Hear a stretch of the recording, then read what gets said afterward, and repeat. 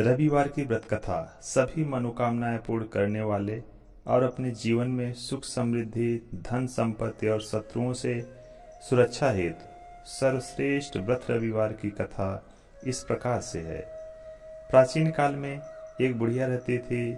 वह नियमित रूप से रविवार का व्रत करती थी। रविवार के दिन सूर्योदय से पहले उठकर बुढ़िया स्नानानाद से निवृत्त होकर आंगन को गोबर से लीप कर स्वच्छ करती।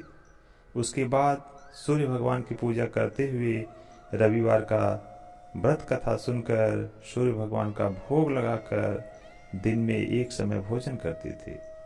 सूर्य भगवान की अनुकंपा से बुढ़िया को किसी प्रकार की चिंता व कष्ट नहीं था। धीरे धीरे उसका घर धन्य धान से भर रहा था। उस बुढ़िया को सुखी होते देख उसकी पड़ोसन उससे बुरी तरह से जलने लगी। बुढ़िया ने कोई गाय नहीं पाल रखी थी, अतः वह अपनी पड़ोसन के आंगन में बंधी गाय का गोबर लाती थी। पड़ोसन ने कुछ सोचकर अपनी गाय को घर के भीतर बांध दिया। रविवार को गोबर न मिलने से बुढ़िया अपना आंगन नहीं लीप सकी।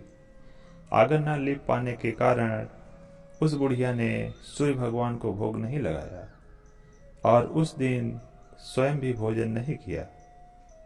सूर्यास्त होने पर बुढ़िया भूखी प्यासी सो गई। रात्रि में सूर्य भगवान ने उसे स्वप्न में दर्शन दिए और व्रत न करने तथा उन्हें भोग न लगाने का कारण पूछा। बुढ़िया ने बहुत ही करुण स्वर में पड़ोसन के द्वारा घर के अंदर गाय बांधने व गोबर न मिल पाने की बात कही।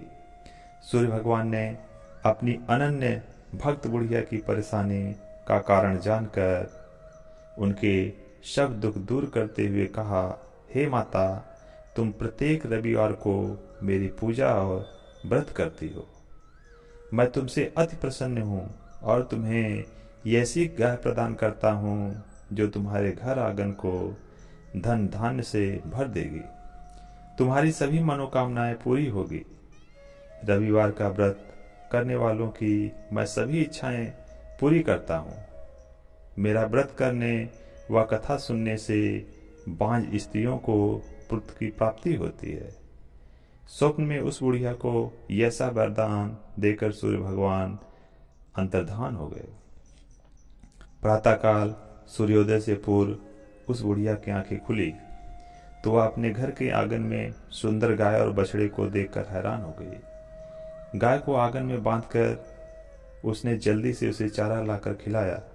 पड़ोसन ने उस बुढ़िया के आंगन में बड़ी सुंदर गाय और बछड़े को देखा तो वह उससे और अधिक जलने लगी। तभी गाय ने सोने का गोबर किया। गोबर को देखते ही पड़ोसन की आंखें फट गई। पड़ोसन ने उस बुढ़िया को आसपास ना पाकर तुरंत उस गोबर को उठाया और अपने घर ले गए तथा अपनी गाय को गोबर वहां रख आए सोने के गोबर से पड़ोसन कुछ ही दिनों में धनवान हो गई। गाय प्रतिदिन सूर्योदय से पूर्व सोने का गोबर किया करती थी और बुढ़िया के उठने से पहले पड़ोसन उस गोबर को उठा ले जाती थी। बहुत दिनों तक बुढ़िया को सोने के गोबर के बारे में कुछ पता ही नहीं चला। बुढ़िया पहले ही तरह हर रविवार को भगवान सूर्यदेव का व्रत करती रही और कथा सुनती रही। लेकिन सूर्य भगवान को जब पड़ोसन की चालाकी का पता चला तो उन्होंने तेज आंधी चलाई। आंधी का प्रकोप देखकर बुढ़िया ने गाय को घर के भीतर बांध दिया। सुबह उठकर बुढ़िया ने सोने का गोबर देखा तो उसे आश्चर्य हुआ। कुछ दिन के बाद बुढ़िया गाय को घर के भीतर बांधने लगी। सोने के गोबर से बुढ़िया कुछ ही दिनों में धनी हो गई। उस बुढ़िया के धनी होने से पड़ोसन बुरी तरह से जल भुनकर राख हो गई और उसके पति को समझा बुझाकर उस नगर के राजा के पास भेजी। राजा को जब बुढ़िया के पास सोने के गोबर देने वाली गाय के बारे में पता चला तो उसने अपने सैनिकों को भेजकर बुढ़िया की गाय को लाने का आदेश दिया। सैनिक उस बुढ़िया के घर पहुंचे उस समय बुढ़िया सूर्य भगवान को भोग लगाकर स्वयं भोजन ग्रहण कर रही थी।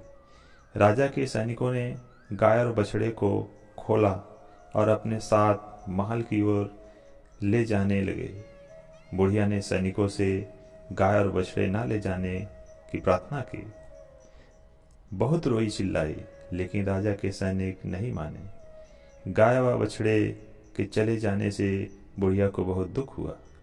उस दिन उसने कुछ नहीं खाया और सारी रात सूर्य भगवान से गाय व बछड़े को लौटाने के लिए प्रार्थना करती रही। सुंदर गाय को देखकर राजा बहुत खुश हुआ। सुबह जब राजा ने सोने का गोबर देखा तो उसके आश्चर्य का ठिकाना न रहा। उधर सूर्य भगवान को भूखी प्यासी बुढ़िया को इस तरह प्रार्थना करते देख उस पर बहुत करुणा आई। उसी रात सूर्य भगवान ने राजा को स्वप्न में कहा, राजन, बुढ़िया की गाय व बछड़ा तुरंत लौटा दो, नहीं तो तुम पर विपत्तियों का पहाड़ टूट पड़ेगा, तुम्हारा महल नष्ट हो जाएगा। सूर्य भगवान के स्वप्न से बुरी तरह से भयभीत राजा ने प्रातः उठते ही गाय और बछड़ा बुढ़िया को लौटा दिया। राजा ने बहुत सा धन देकर बुढ़िया से अपनी गलती के लिए क्षमा मांगी। राजा ने पड़ोसन और उसके पति को उनकी इस दुष्टता के लिए दंड दिया। फिर राजा ने पूरे राज्य में घोषणा कराई कि सभी स्त्री पुरुष रविवार का